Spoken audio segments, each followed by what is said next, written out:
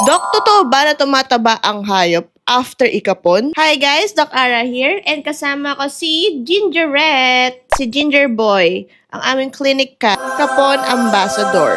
No, Ginger. So yes, tumataba po ang mga hayop, mapapusa man yan o aso after ikapon. Isang example ng kapon glow up.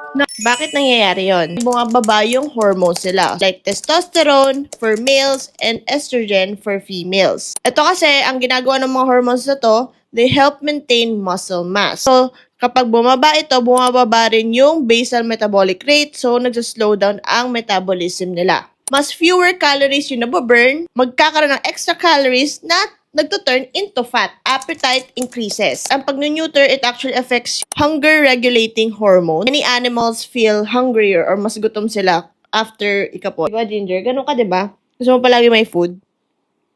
If hindi i-adjust yung food intake, syempre, magkakaroon ng calorie surplus, magkakaroon ng weight gain.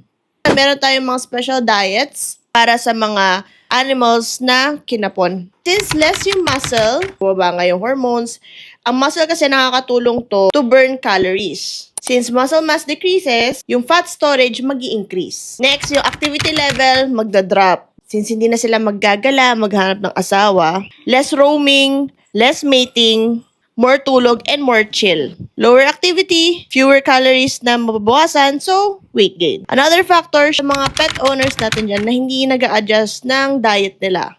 If same amount pa rin, same calories as before, syempre may tendency na weight gain sila. Tapos may treats pa, pasingit-singit na mga galing sa table food. If you have other concerns regarding your kapon pet, don't forget to consult your veterinarian.